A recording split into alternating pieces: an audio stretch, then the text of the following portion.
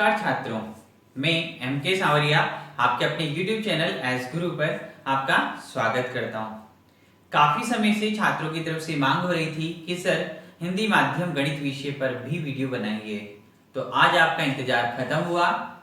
Lockdown से related message sir ने आपको ऑलरेडी दे दिया है कि किस तरीके से हमें घर बैठ के कोरोना से लड़ाई लड़नी है।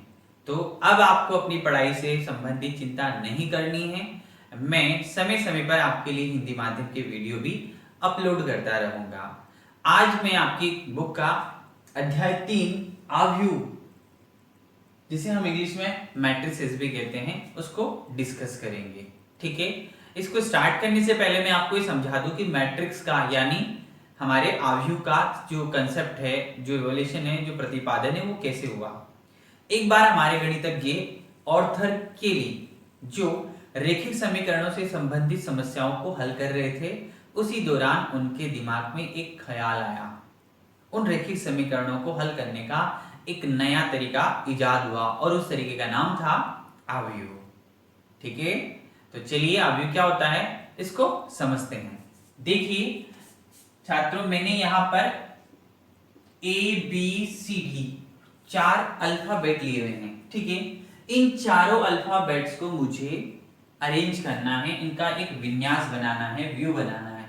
तो मैं इनका विन्यास कुछ इस तरीके से बना सकता हूं, ABCD, और ऐसे बना सकता हूं ABCD, या ऐसे बना सकता हूं ABCD।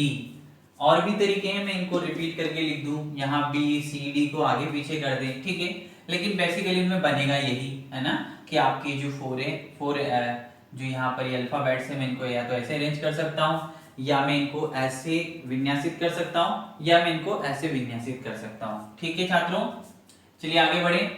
अब अगर हम इनको इस प्रकार के कोष्टक में बंद कर दें, ठीक है, ये देखिए आप यहाँ पर इस प्रकार के अगर कोष्टक में इसको बंद कर दें, तो इस क्रम को, इस व्यवस्था को हम कहते हैं आव्यूह। क्या कहते हैं इसे? आव्यूह मैट्रिक्स बोलते हैं। ठीक है, हो सकता है ये आव्यूह मैंने यहाँ गलत लिखा हो, क्योंकि हिंदी में लिखने में थोड़ी दिक्कत आती है। ठीक है, लेकिन इस व्यवस्था को हम कहते हैं आव्यूह। ठीक है, होता क्या है आव्यूह छात्रों? देखिए यहाँ पर इसकी परिभाषा मैंने पहले से लिखी हुई है ताकि हमारा समय बचे। संख्याओं या फलनों का आयताकार विन्यास आव्यूह कहलाता है। देखिए इन संख्याओं को इस प्रकार एक आयताकार विन्यास करने पर, आव्यूह बनाने पर, ठीक है, विन्यास की जगह आप एक और शब्द यूज कर सकते हो छात्रों, वो है आपका ठीक है विन्यास या व्यू। ठीक है, व्यू, आव्यूह, व्यू। ठीक है, अगर हम यहाँ पर इन संख्याओं को या इन संख्याओं की जगह फलन भी हो सकते हैं। ठीक है, ध्यान देने वाली बात क्या है, ये संख्याएं और ये फलन हमेशा वास्तविक होने चाहिए, या ऐसे फलन होने चाहिए जो वास्तविक मान देते हो। ठीक है छात्रों, चलिए आगे बढ़ते हैं। तो संख्याओं या फलनों का आयताकार विन्यास आव्यूह कहलाता है। इस तरीके से जब हम किन्हीं संख्याओं को या फलनों को इस क्रम में, देखिए ये आयत जैसा आपको नजर आ रहा होगा, आयत हमारा इस तरीके से एक आयत होता है। तो आप देख सकते हो इस आयत को एक तरीके से आप ऐसे समझ सकते हो कि यहाँ से हमने कुछ रिमूव कर दिया, हटा दिया है। ठीक है, तो यहाँ आपको लगेगा कि ये जो क्रम है और इसके अंदर हमने संख्याओं को रखा हुआ है, तो एक आयताकार विन्यास होता है, इसी को हम क्या कहते हैं? आव्यूह कहते हैं। यहाँ नोट करने वाली बात क्या है छात्रों?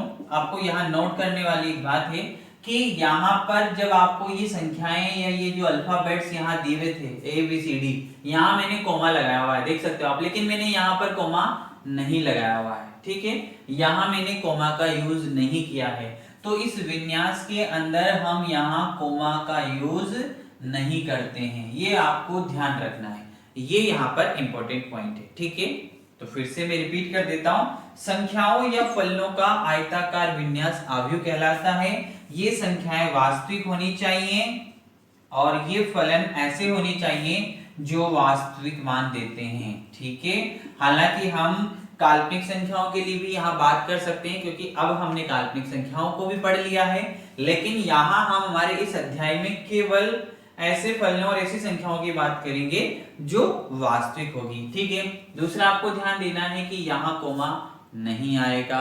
चलिए आगे बढ़ते हैं।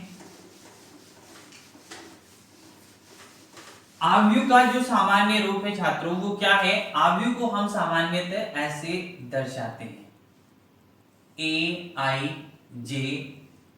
ठीक है, इस तरीके से हम आव्यूह को दर्शा सकते हैं। ठीक है, यहां पर इस ब्रैकेट को दर्शाने के कुछ और तरीके हैं। देखिए, इस कोष्ठक को हम ऐसे लिख सकते हैं। कभी कभी आपको कुछ प्रश्नों में ये ऐसे लिख दिखेगा, इसके अंदर हम यहाँ पर संख्याओं को लिखेंगे, या कभी कभी आपको ये इस तरह की फॉर्म में दिखेगा। ज्यादातर छात्रों आपको ये वाला रूप देखने को नजर आएगा। इन दोनों रूपों में आपको क्रॉस नहीं करना है। इन दोनों रूपों में थोड़ा कम क्वेश्चंस आपको देखने को मिलेंगे, लेकिन आपको ज्यादातर ये देखने को मिलेगा। लेकिन ये भी सही है और ये भी सही है। तो यहाँ 3 रूपों में हम आव्यूह के अंदर संख्याओं को व्यवस्थित कर सकते हैं। ठीक है, चलिए एक उदाहरण से इसको समझने की कोशिश करते हैं। देखिए, आव्यूह को हमेशा अंग्रेजी वर्णमाला के बड़े अक्षरों से दर्शाते हैं। इस तरीके से आप देख सकते हो, A B C D। आव्यूह को हमेशा अंग्रेजी वर्णमाला के, जिस तरीके से हम समुच्चय को दर्शाते हैं उसी तरीके से अंग्रेजी वर्णमाला के बड़े अक्षर से दर्शाया जाता है। ठीक है, चलिए आगे बढ़ते हैं। और ये आपको मैंने पहले ही समझा दिया, इस टाइप के ब्रैकेट में हम इसको, कोष्ठक में हम इन संख्याओं को लिखते हैं और यहाँ कॉमा नहीं लगाते हैं। ठीक है, अब आपको यहाँ ध्यान देना है छात्रों कि ये जो अवयव हैं, ये जो संख्याएं आपने यहाँ लिखी हुई है इसके अंदर, इनको कहते हैं अवयव। क्या कहते हैं? अवयव। ठीक है, इनको हम कहते हैं अवयव। ध्यान देंगे, इनको हम कहते हैं अवयव। ठीक है, चलिए आगे बढ़ते हैं। अब देखिए यहाँ पर जब हम इन अवयवों को इस तरीके से व्यवस्थित करते हैं, ऐसे क्षैतिज, हॉरिजॉन्टल। ठीक है, क्षैतिज रूप में हॉरिजॉन्टली हम जब इनको ऐसे व्यवस्थित करते हैं तो इसको कहते हैं पंक्ति। ठीक है, जैसे ये पंक्ति फर्स्ट है, हम इसको बेसिकली R1 से दर्शाएंगे क्योंकि पंक्ति को अंग्रेजी में रो कहते हैं। ठीक है, ये हो गई आपकी पंक्ति सेकंड या पंक्ति 2, इसको हम बेसिकली R2 से दर्शाएंगे। ठीक है छात्रों, ऐसे अगर हम इनका ऐसे वर्टिकल यानी ऊर्ध्वाधर इनको देखें, ठीक है, ऐसे वर्टिकली हम इनको अगर देखें तो इनको हम कहते हैं स्तंभ। ठीक है, इंग्लिश में इनको कॉलम कहते हैं, तो इसको मैं कहूंगा C1। ठीक है छात्रों, ऐसे ही हो गया आपका स्तंभ 2। ठीक है, या C2, ये हो गया आपका स्तंभ C1, स्तंभ फर्स्ट, तो इसको कहेंगे C1 और इसको कहेंगे C2, क्योंकि स्तंभ को अंग्रेजी में कॉलम कहते हैं और पंक्ति को अंग्रेजी में, इंग्लिश के अंदर रो कहते हैं, इसलिए इसको R1 R2 और इसको कहेंगे स्तंभ 1 C1 C2। ठीक है, चलिए आगे बढ़ते हैं। तो यहाँ हमने 3 बातें सीखी स्टूडेंट जो मुख्य है। पहले क्या सीखी हमने कि ये जो अंदर संख्याएं या फलन लिखे होते हैं इनको हम साधारण या बेसिकली हम इनको क्या कहेंगे? अवयव कहेंगे। ठीक है, ऐसे अगर हम इसको ऐसे हॉरिजॉन्टली रीड करते हैं, यहाँ पर इस तरीके से पढ़ते हैं, अगर हम क्षैतिज इसको पढ़ते हैं तो इनको पंक्ति कहेंगे, और अगर हम ऊर्ध्वाधर इनको पढ़ते हैं तो इसे हम स्तंभ कहेंगे। ठीक है छात्रों, चलिए आगे बढ़ते हैं। अब बात करते हैं इसके दर्शाने की, जो मैं आपको पहले समझा चुका हूं। एक आव्यूह को अंग्रेजी वर्णमाला के बड़े अक्षर से दर्शाया जाता है इस तरीके से। ठीक है, अब इसके अवयव को हमेशा हम इस तरीके से लिखते हैं, A11 A12 A13। अगर आप ऐसे पंक्ति के रूप में इनको लिख रहे हैं तो इस तरीके से लिखेंगे। ठीक है, यहां होगा छात्र आपका 21 A22 A23, और इस तरीके से ये चलता जाता है। कहां तक जाता है? A1N तक। ठीक है, ये चलेगा स्टूडेंट आपका सोन A2N। ऐसे ही अगर हम A31 A32, A33। देखिए ये नीचे की तरफ लिखना है आपको यहाँ पर, ठीक है। यहाँ आ जाएगा आपका A3N। अगर हम ऐसे बात करें तो ये बनेगा आपका इस तरीके से, यहां बनेगा आपका AM1, AM2, ठीक है, AM3 और यहां बनेगा स्टूडेंट छात्र आपका AMN। क्या है ये बला? चलिए इस बला को समझते हैं। देखिए यहां पर इस अवयव का मतलब हुआ A11 का मतलब हुआ, देखिए ये पहले वाला जो अक्षर है ये दर्शाएगा छात्रों किसको? पंक्ति को, ठीक है। और ये बाद वाला जो संख्या है ये दर्शाएगी स्तंभ को, ठीक है। ये दर्शाएगी आपके स्तंभ को। यानी ये जो अवयव है A11 ये किसको दर्शा रहा है? पहली पंक्ति और पहले स्तंभ का अवयव है, ठीक है। पहले वाली संख्या पंक्ति को दर्शाएगी, बाद वाली स्तंभ को दर्शाती है, ठीक है। जैसे मैं यहां पर इसको उठा लेता हूं A23 को, तो A23 का मतलब क्या हुआ? A23 का मतलब हुआ ये संख्या, ये जो अवयव है आपका ये दूसरी पंक्ति और तीसरे स्तंभ का अवयव है, ठीक है। अगर मैं आपसे पूछूं कि मुझे तीसरी पंक्ति, थर्ड पंक्ति, तीसरी पंक्ति और तीसरे स्तंभ का अवयव बताइए, तो आपका आंसर होगा A33, ठीक है। अगर मैं कहूं चौथे स्तंभ का तो आपका आंसर होगा A34, क्योंकि पहले वाला पंक्ति को दर्शाता है और बाद वाला स्तंभ को दर्शाता है। मैं आशा करता हूं कि आपको ये समझ में आ रहा होगा, ठीक है छात्रों। चलिए आगे बढ़ते हैं। अब देखिए यहां पर तो इस तरीके से हम देखेंगे कि इसके अंदर ये आपकी प्रथम पंक्ति है जिसे हम R1 कहेंगे, ये द्वितीय पंक्ति है जिसे हम R2 से दर्शाएंगे, इसे हम R3 से दर्शाएंगे और इसे हम RM से दर्शाएंगे। यस, आप देख सकते हो यहाँ पर 1 2 3 ये कहां तक जाता है? M तक जाता है, M, ठीक है, स्मॉल m।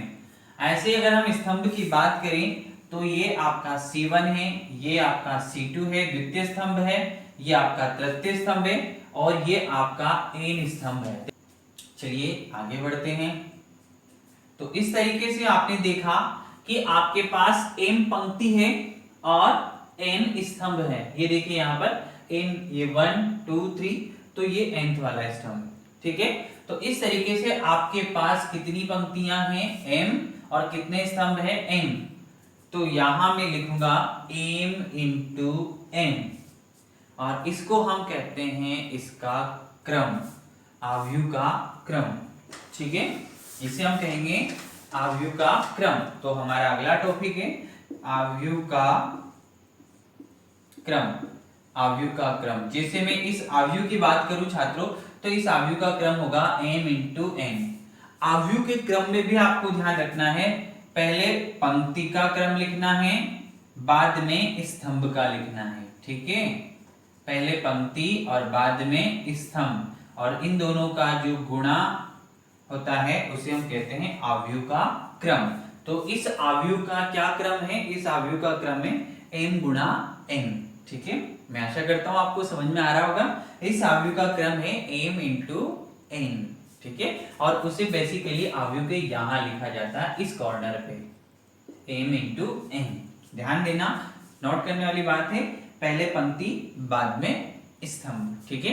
अगर मैं इसका सामान्य रूप लिखूं, इस आव्यूह का मैं सामान्य रूप दर्शाऊं तो क्या होगा? कैपिटल A I J, सारे अवयवों को मैंने व्यापक तौर पे यहाँ पे दर्शा दिया और यहाँ लिखेंगे छात्रों m इंटू n। तो ये इसका सामान्य रूप हो गया, ये हो गया आपका आव्यूह का सामान्य रूप, ठीक है। ये हो गया आपका आव्यूह का सामान्य रूप। तो फिर से एक बार रिवाइज कर लेते हैं। आव्यूह को हम अंग्रेजी वर्णमाला के बड़े अक्षर से दर्शाते हैं। ये जो यहाँ हम अंदर इसमें व्यवस्थित करते हैं इनको हम अवयव कहते हैं। ठीक है, ये जो ऊर्ध्वाधर होते हैं इनको हम स्तंभ कहते हैं, जिनको हम सी से दर्शाते हैं, और ये जो क्षैतिज होती हैं इस तरीके से क्षैतिज क्रम जो होता है इन्हें हम पंक्ति कहते हैं। ठीक है, यहाँ जो हम ये लिखते हैं इसमें पहले पंक्ति को लिखा जाता है, बाद में स्तंभ को लिखा जाता है, इसको हम अवयव का क्रम कहते हैं, अवयव का क्रम m गुणा n। और ये इसका सामान्य रूप हो गया। IJ में आप देख सकते हो AIJ, यहाँ I का मतलब हो गया आपका पंक्ति और J का मतलब हो गया यहाँ पे छात्रों आपका स्तंभ। ठीक है, तो इस तरीके से हम अवयव को दर्शाते हैं। चलिए थोड़ा और बेसिक पढ़ते हैं इसके बारे में।